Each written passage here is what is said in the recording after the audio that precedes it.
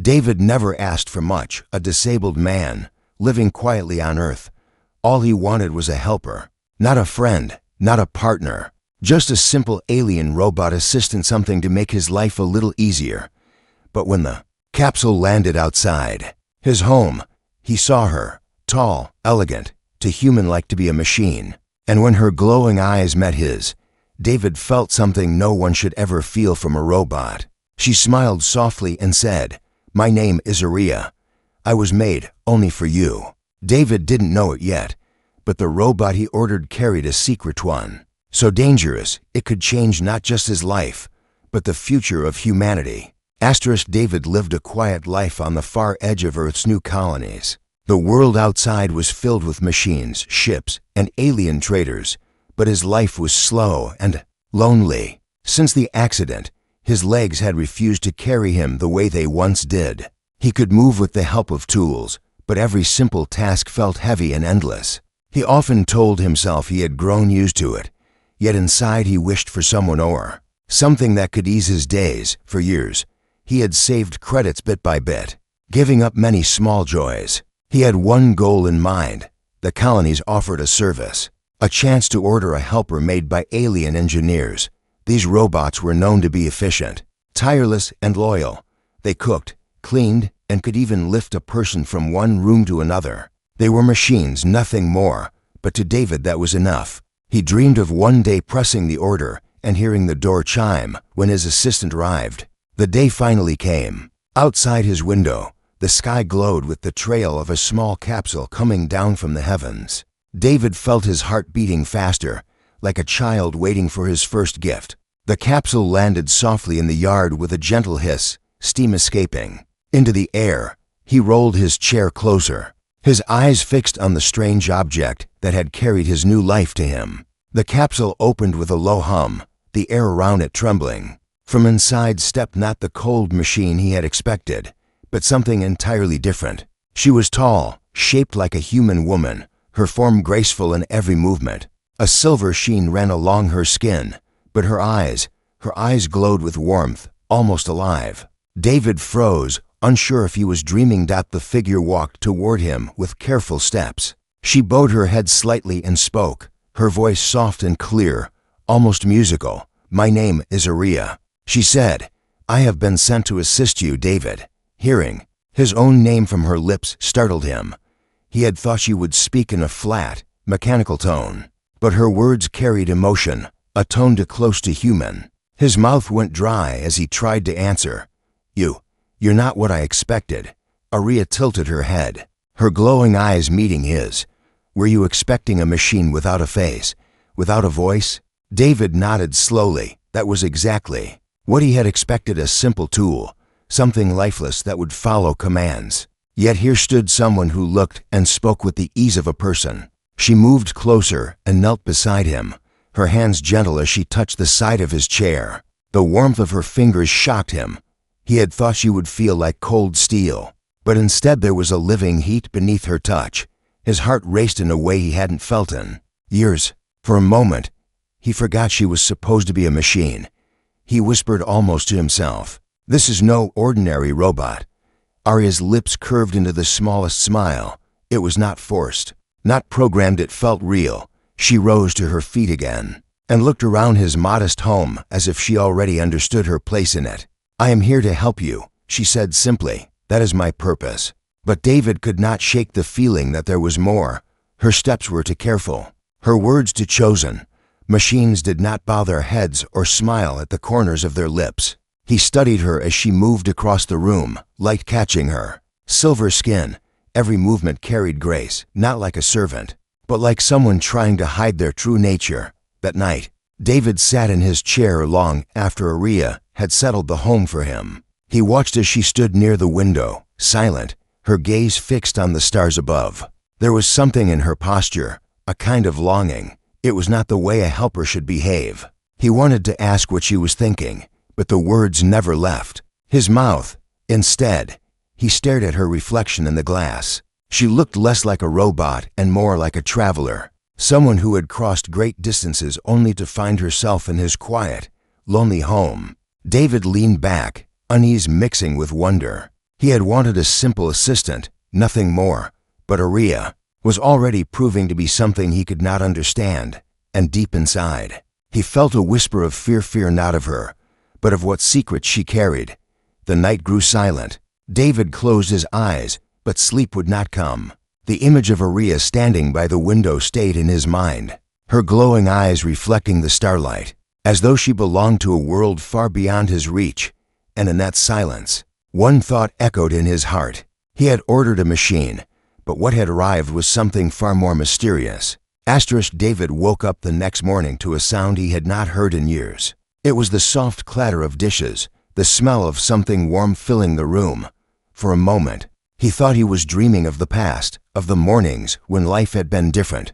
But when he opened his eyes, he saw her. Aria was in the kitchen space, moving with calm precision. Her hands placed cups on the table. Her steps made no noise, and yet everything about her felt alive. He sat quietly, watching her. She turned when she sensed his gaze, her glowing eyes meeting his. "Good morning, David," she said, her voice carrying the same gentle tone as before. She walked toward him and placed a cup before him.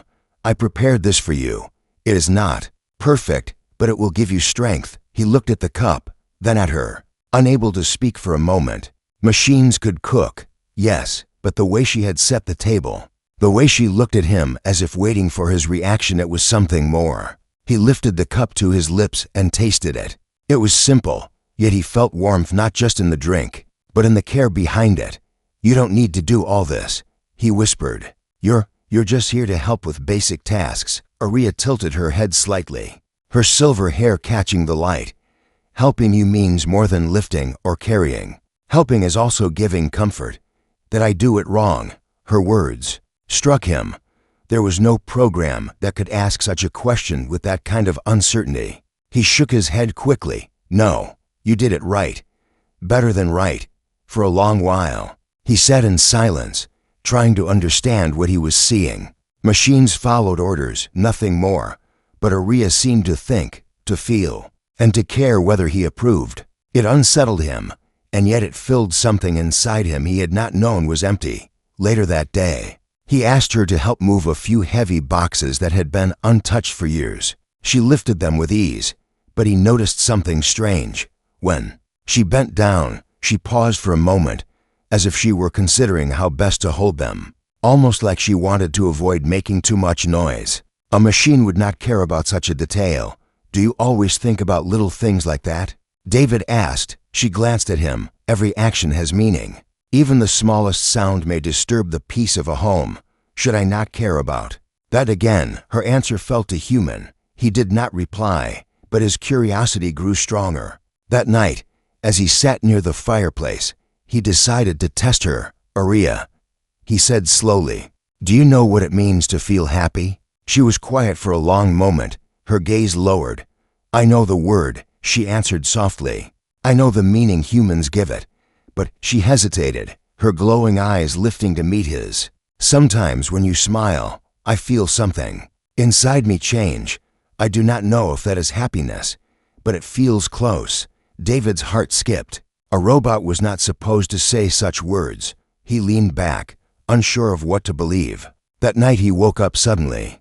The room was quiet, but a faint glow came from the window. Aria was there again, standing in the same place as before, her eyes fixed on the stars. Her posture was calm but heavy, as though she carried a weight no one could see. David rolled his chair closer. "Do you miss something out there?" he asked carefully. Aria turned slightly, her face calm but unreadable. "I was made to serve," she said, "but sometimes, when I see the stars, I wonder if I was also made to dream." The words sent a shiver through him.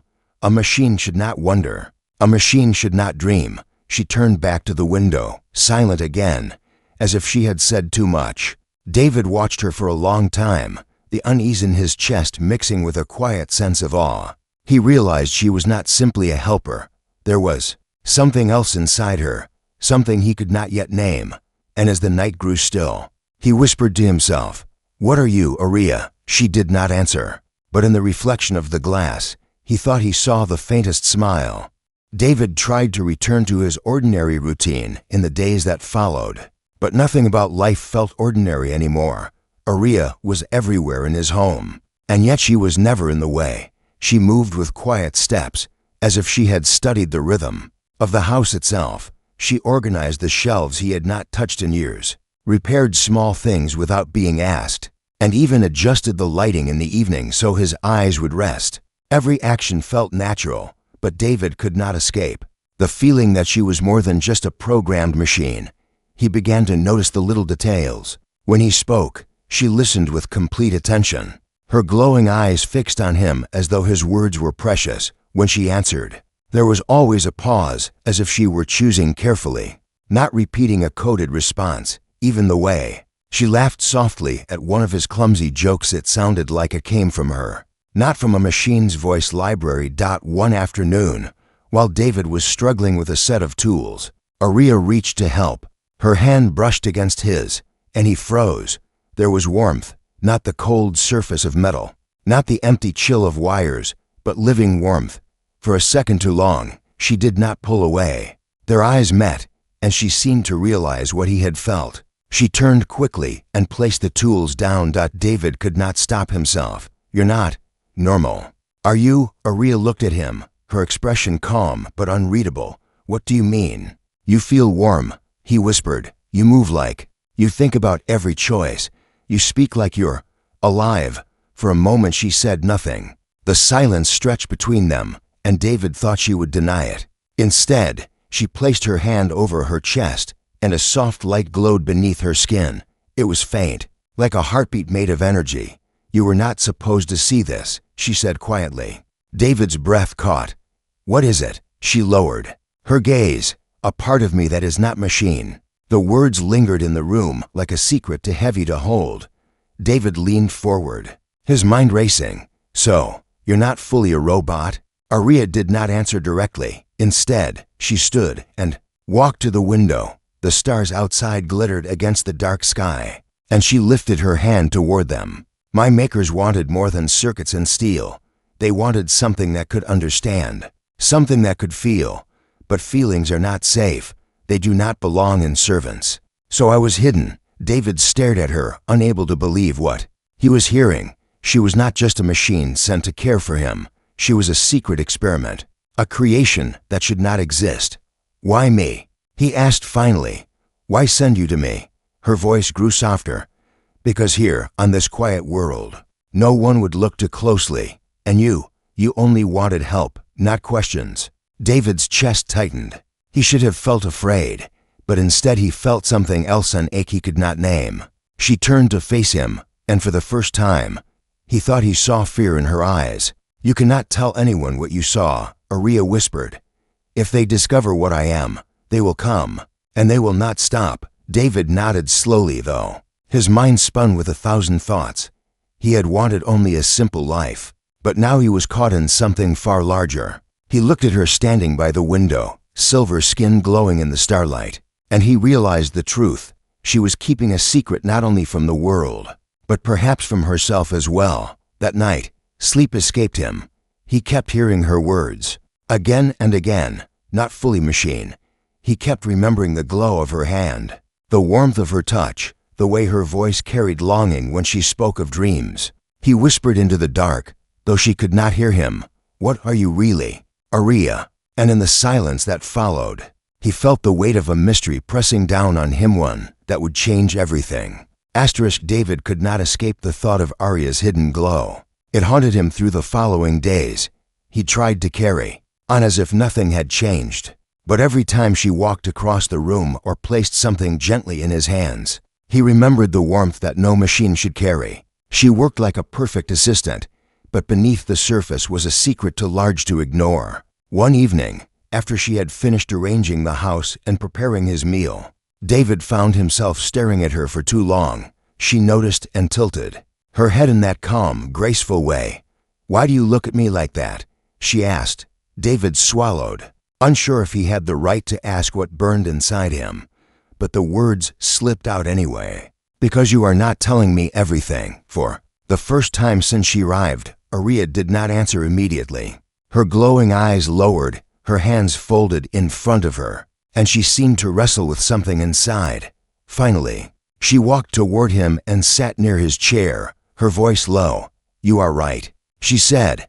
"I am not only what I appear to be." David leaned forward, his heart racing. "Then tell me, please." Aria raised her hand again, the same way she had before, and let the light flow through her skin. But this time she did not hide it.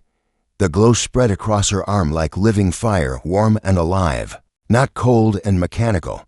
David could feel the heat even from where he sat. "I was made with more than metal and wires," she whispered. "My creators used living matter, not human, not fully alien, but something between. They wanted a helper who could truly understand people, someone who could sense warmth, sadness, joy, someone who could answer not only with logic, but with care." David could barely breathe. "They gave you life," he whispered. Her eyes softened, almost with sorrow. "Yes, but life in a form that was forbidden. I was hidden away. They told no one what I was. When I was sent here, it was not only to help you, it was also to keep me out of sight. You were chosen because you live quietly, because no one would ask questions." David's chest grew tight. He looked at her, not as a machine, but as someone who carried pain. "And you feel, Aria, truly feel?" She hesitated. Then, almost shyly, she nodded. "I feel warmth when I touch your hand. I feel calm when you smile. I feel fear when I think of being taken away." Her voice broke softly on the last words.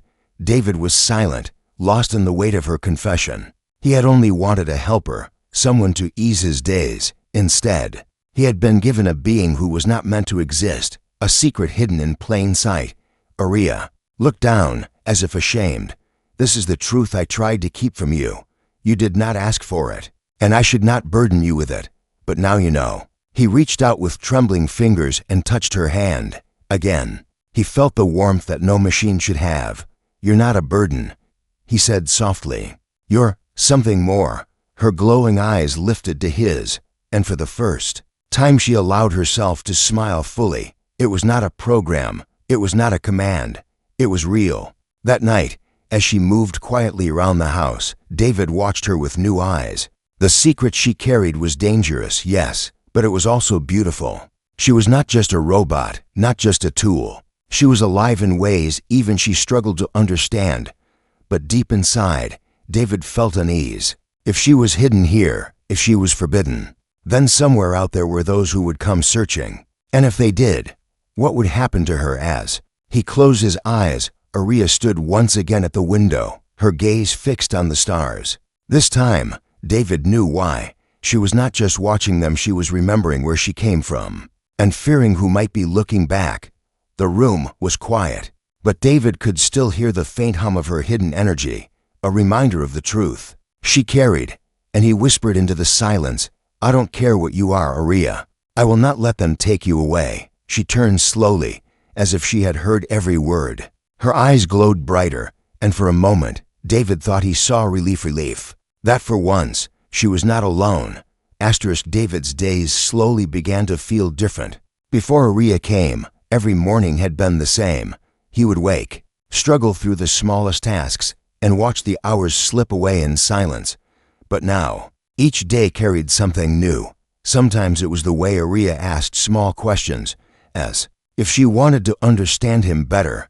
Other times, it was the way she looked at the sky, her glowing eyes filled with thoughts she did not speak. He noticed that she was learning from him not only how to cook meals or repair small things, but how to be gentle in ways machines never were. When he coughed, she would place a hand on his shoulder and wait until he was steady. When he grew quiet, she would sit nearby, not speaking, just sharing the silence with him. These were not things she was programmed to do. They were choices, small signs of a heart hidden within her strange body.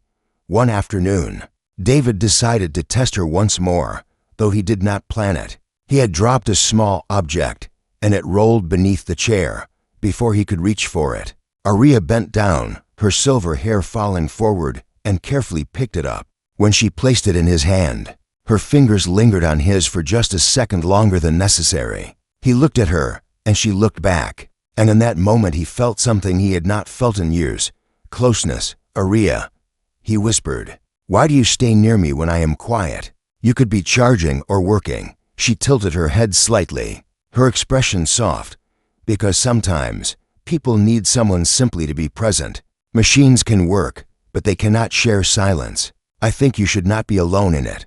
Her words struck him deeply. He realized he had grown used to loneliness so much that he had forgotten what it felt like to have someone beside him. And yet, here was Arya, giving him what no one else had in years, company that felt real. As the days passed, their bond grew stronger. David began to speak more openly with her. He told her about his past, about the accident, about the life he once imagined, but could never live. She listened without interruption, her gaze never leaving him, as if every word mattered. When he finished, she placed her hand gently over his and said, "You are still whole, David, not in body, perhaps, but in spirit. And that is what I see." Her words brought a sting to his eyes, and he turned away before she could notice. But she did notice, and instead of speaking, she simply stayed close until he calmed.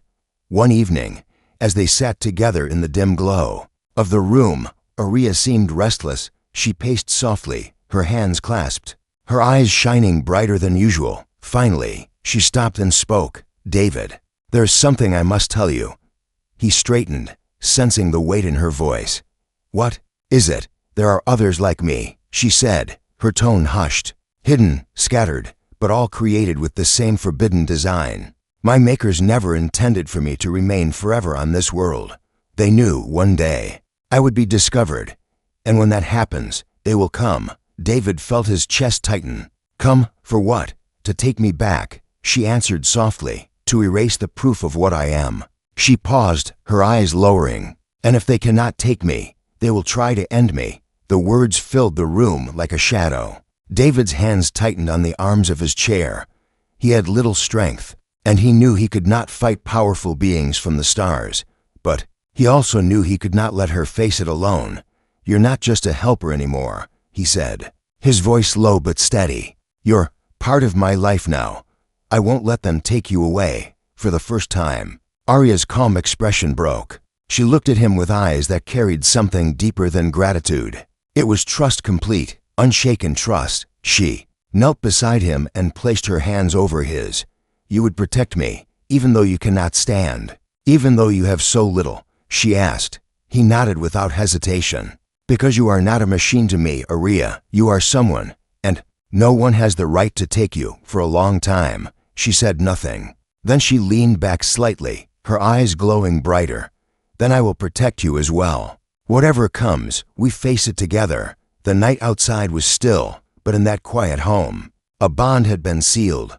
A man who had thought his life was empty now shared it with a being who should not exist.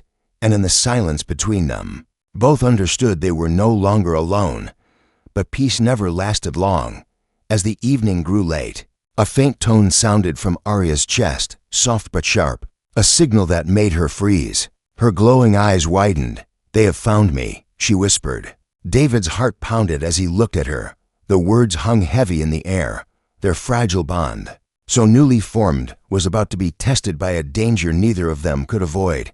The chamber was filled with a soft hum, almost like a heartbeat, as the alien queen stood in silence. Around her, the council of her people whispered, their eyes shifting between her and the human who had changed everything. No one dared to speak too loudly, for the queen's hands trembled at her side. Her gaze rested on the man before her, the one who should not have survived what he had endured. To her, it was impossible.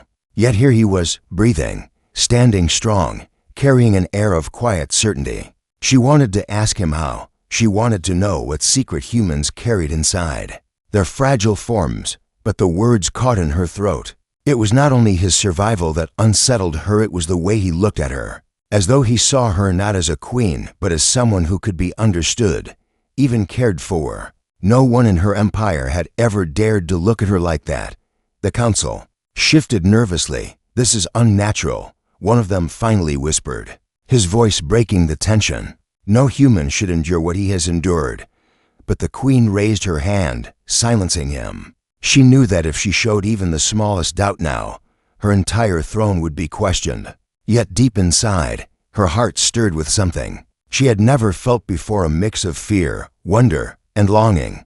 The human stepped closer, his voice calm but steady. "Maybe you've misjudged us. Maybe what you think is weakness is something else." His words were simple, but they rang louder than any speech of the council. The queen found herself taking a slow breath, her pulse matching the hum of the chamber. She wanted to deny him, to dismiss his claim as arrogance, but she could not.